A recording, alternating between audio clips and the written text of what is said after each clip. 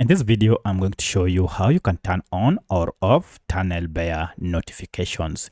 If this video helps, please like and subscribe to this channel. Alright, the easiest way to manage notifications according to your preferences is pretty simple. Just go ahead and log into your TunnelBear app or program on your computer. So I've just logged in mine here. From this, go to settings here. And now if you scroll down, you can see notifications section. Currently, we have these two types of notifications. Notifications when TunnelBear connects and disconnects. And also we have notifications when an unsecure network is detected. As you can see, both of them are on. If you want to turn them off, just go ahead and toggle this off.